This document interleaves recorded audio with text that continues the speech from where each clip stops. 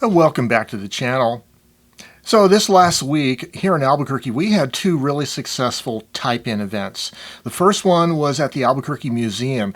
They do a public open house on the third Thursday of every month, and we participated. There was hundreds of people that came through the museum, upwards of 500, and we brought a dozen typewriters, and they were super busy all evening. A lot of enthusiasm by newcomers to typewriters asking us, where can I get a typewriter? I really want a typewriter for myself or for my child or whatever. And also, then a few days later, we had another type-in at Penny Smith's Papers. And again, a very good reception by the public and more questions from people. Where can I get a typewriter? That seems to be a very common question. And I think what it represents to me is we've done a pretty good job of evangelizing and spreading the word about mechanical writing to paper, using typewriters as a way of creating while offline, off the internet. But there remains this gap. A lot of people want a consumer product that they can go out and buy as a typewriter. But where we're at in the typewriter world right now we are antique collectors and restorers and hobbyists that are playing with devices that were made 30, 40, 50, 100 years ago. But there's a lot of people out there that want a typewriter for writing purposes, but they don't want to be a typewriter hobbyist. They don't want to have to learn how to fix and clean a typewriter. And a lot of them might live in cities or states where there's no typewriter repair shops available to buy a reconditioned typewriter. And I see this more and more every week. More and more people are discovering typewriters. We've done a great job about evangelizing that part of it, but we haven't really offered them much of a solution. So it seems that a lot of people that want to write with a standalone offline device direct to paper are looking for a consumer product. They don't want to be a typewriter hobbyist per se. There are manual typewriters available. We've seen them. They're made in China and they're a little more quality-wise than a toy typewriter. In fact, they're built like toy typewriters with plastic type bars and no real alignment. Very poorly made, but costing upwards of $200 perhaps in some cases. So I would not advise anybody to get one of those if they wanted to have anything more than a toy. But there is one class of typewriter that appears to still be in production, and that are daisywheel electronic typewriters, notably from Nakajima. Now, Brother have quit making their electronic daisywheel typewriters a few years ago, but there's still new old stock out there. But as far as newly manufactured typewriters, Nakajima seems to be the only brand, and I would also put Swintech next to Nakajima because that is an American brand name that appears to be made by Nakajima. At least it uses Nakajima parts. But for my consideration in this video, I'm going to pretend like I am a newcomer to typewriters and I want a new typewriter. I want a consumer product, a new consumer product that I can buy. Let's go to Amazon and let's go shopping for a Nakajima daisywheel typewriter. Shall we? Let's do it. So we see if we do a search for Nakajima on Amazon.com, I see a few results. So the WPT-150 is the basic Nakajima typewriter.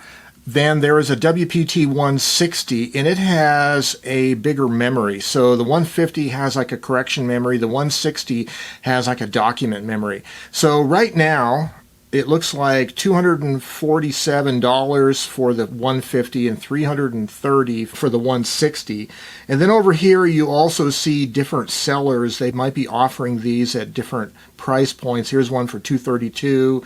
Here's one for $288. So there's different price points. So what we need to do is shop around and find the best deal of a new typewriter. I don't want a used one. And then also we might want to buy some ribbons. And so they do list ribbons here also. And also they do list a WPT-160S with a Spanish keyboard. So there are some options there. So let's go shopping around and see if I can find the best price point for a new Nakajima typewriter. And while we're searching here, I must also point out that you can get one of those manual Chinese-made typewriters for roughly the same price as the daisywheel electronic. And of course, we're not going to get one of those. Here's one, a WPT-150, that is for $234.46, a little bit cheaper than the others I've seen. However, if you look over here on the right side, it says it ships from Rock Bottom Sales, so it's not shipping from an Amazon fulfillment warehouse. This is like a third-party seller. So I'm not going to buy it from here, even though it's a little bit less expensive.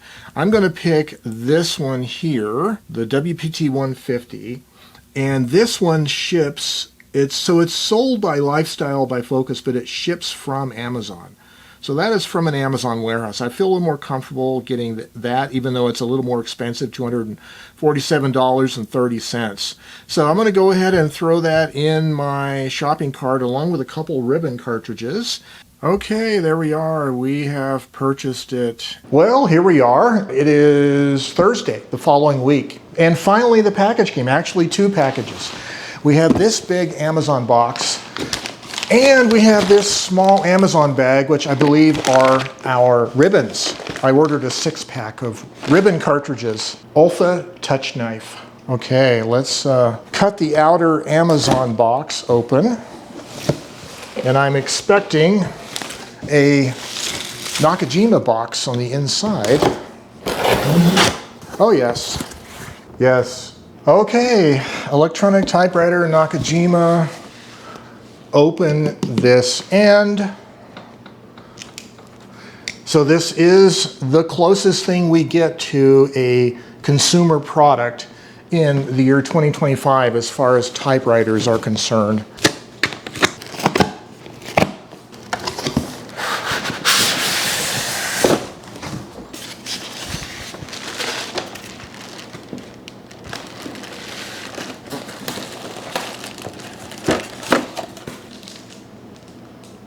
A brand new Nakajima electronic typewriter. Well, before we dive into the typewriter itself, let's just rip open this other bag. We have 6 cartridges for Nakajima typewriters. Well, here we are. We have a brand new consumer product daisywheel typewriter. Let's take it out of the bag. So we have some instructions, unpacking instructions. I'm noticing right away there is a clear cover over the keyboard, and there is some strapping tape over the rear power cord compartment, I think is what that is. We have a Nakajima warranty sheet. This is a year warranty. And then we have unpacking instructions, which we're going to do here shortly. And then the instruction manual itself. And the manuals are all printed in Indonesia, so it makes me believe perhaps the machine is made in Indonesia as well. Okay, the unpacking instructions. So we're going to flip up the panel and remove all these packing fixtures inside. Open up the panel like that. So this little piece here, little piece of styrofoam. There is this piece of cardboard, and then down under here is another piece of cardboard. And that looks like everything, and it looks to me like the correction ribbon tape is installed. We have our already a cassette and a print wheel installed. Obviously we have to take the keyboard cover off, and then in the back for the power cord cover, like that, there is the power cord, and you can either run the cord this way or you can run the cord this way. So before we plug this in, let's just familiarize ourselves with the machine. So first of all, it has a platen knob on the right side. It's a pretty hefty knob, bigger than the one on the Brother SX4000.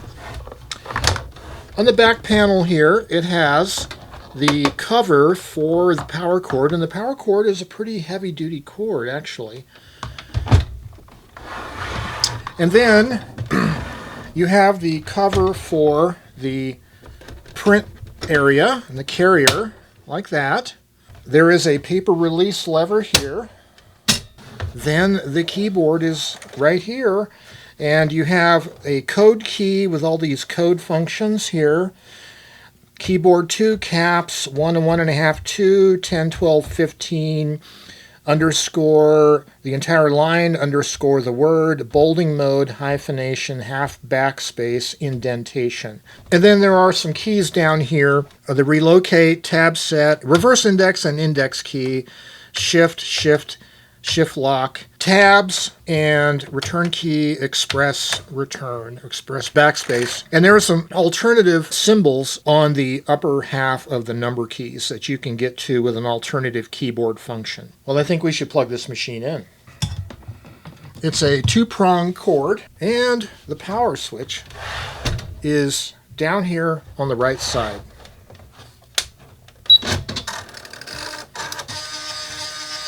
Does the reset.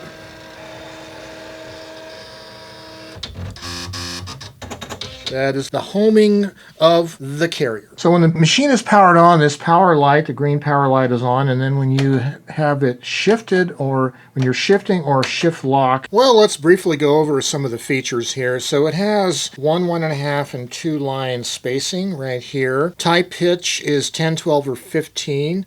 You can get print wheels in all 3 of those. There's a paper eject mode. There's a half space feature. Automatic centering, bolding, automatic full underline, automatic word underline, decimal tabulation. There's a correction key, a relocate key, which relocates the carrier back to the last position it was before you made a correction. You can change the print wheel and then reset the carrier. Ribbon select, so you can tell whether it is using a multi-strike ribbon or a correctable ribbon. So apparently it's built to use either one. Superscripts, subscripts, impression control, backspace key, express key, which is like a fast backspace, return key, the indexing key, and reverse indexing moves the paper up and down, a half line each, tab set and clear key. So it has some special functions. It does word correct, it'll do paragraph indentation, automatic carrier return at near the right margin, and you can also control when it does hyphenation at the right margin in the hot zone, caps lock of course, and also the keyboard 2 special characters are available. You can get new print wheels, ribbon cassettes, correction tape. So I'm not sure if you can see this very well, but there are little dot marks. There's like a little scale printed on the front here, and this is for 10, 12, or 15 characters per inch. And there's a series of dots here that tells you every 5 characters. So for instance, at the 10 scale, the one in the back, it's going to be in the middle between 10 and 20, like 15, 25, and all that. And down there, that dotted line on the clear card guide, that is the typing line. So you know where to reposition the paper if you have to. So I'm going to put the paper in at the 0 mark. So the paper release, you pull it forward to close the pressure rollers down on the platen. You push it back to release it. So there it's closed. The paper is just sitting in there. And we can index the paper up like that. It is already set to the left, a default left margin. Now with these daisy wheel typewriters, the platen does not have a ratcheted index. So you could turn it however you want, but you're not going to be sticking to any particular line alignment. So really, to move the paper up and down, you want to use your index key, which is right here. You can index and reverse index. So if I want to go down a line, I think it's 2 presses for every line. So it's a half line machine. And reverse index is the other way, like that. But we should probably go ahead and straighten out the paper just a little bit like that. Okay, let's do a little bit of typing just to see how this works.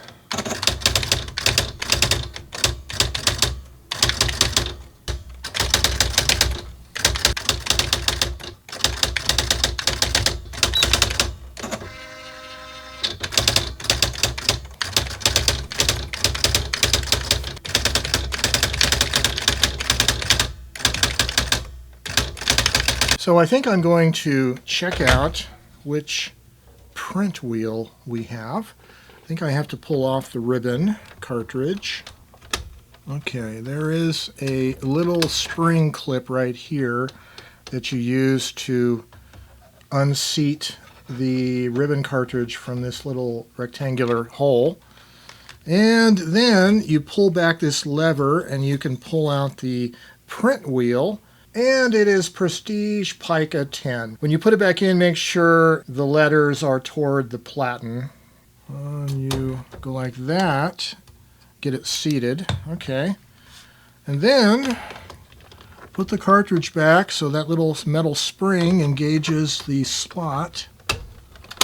Like that. I think we're okay. Then we have to reset the wheel. Code and W. Okay.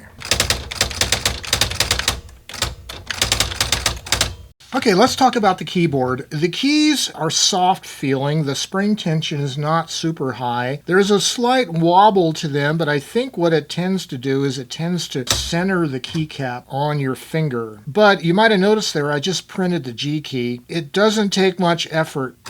It's very similar to a laptop keyboard in the sense that the amount of key travel you need to put down to register a key is very short.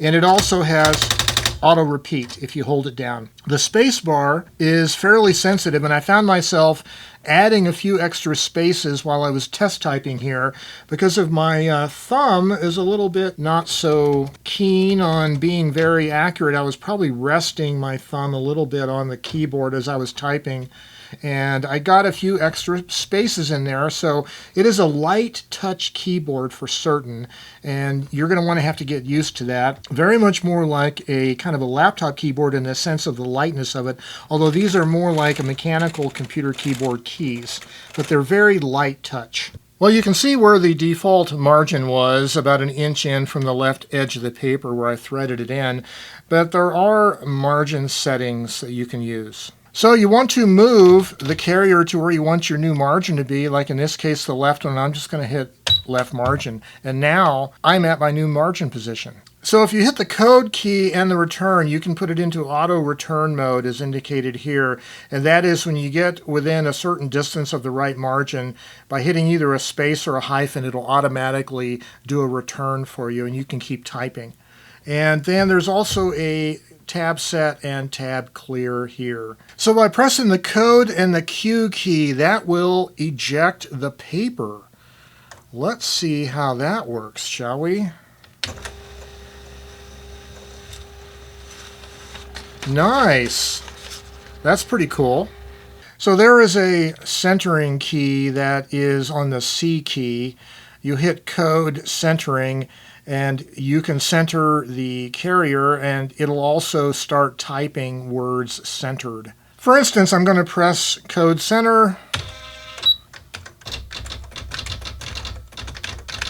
and every character you type, it moves the carrier back, and then when you hit return, it will print your title. So let's talk about the liftoff correction. On this cheap printer paper, you can see a little bit of the liftoff of the letters, and this might be the paper itself. It leaves a little bit of a mark, a little bit of a grayish mark behind it, but again, that could be the paper. But other than that, it prints very nicely. Typical, very precise stepper motor electronic typewriter. It has a very nice print quality. So there is an impression control. So this first line is with high impression force, and then I've wrote the word test and erased it. Medium impression force on the next one, again erased it. Low impression force, and again erased it. And it looks pretty close, but I think the embossing in the paper, this is Southworth resume paper, the embossing is a little deeper with the high impression force. So after you've lifted off the letters, it leaves a deeper impression of embossing into the paper. So you'll have to adjust your setting to the kind of paper you're using. Well, as far as the keyboard layout, I think it's okay. I like the large size of the return key. It's very easy to hit, and I don't find myself accidentally hitting another key by mistake, so it works really well. And then as far as the A key, I don't have any interference at all between that and the shift lock because it's so easy to press. I don't have any problems like I do with manual typewriters and the A key. So I find the keyboard works fine. The only issue I see is it's pretty soft spring tension, so you have to be careful not to be too ham-handed and hit the keys inadvertently. Part of the thing I didn't show you earlier is, yes, it has a carrying handle. You can carry it with you. How heavy is it? It is 11.3 pounds or 6.1 kilograms.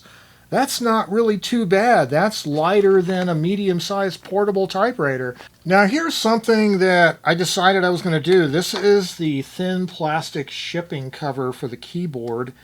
And I think, I think I'm just going to keep it like that and maybe make a dust cover out of it.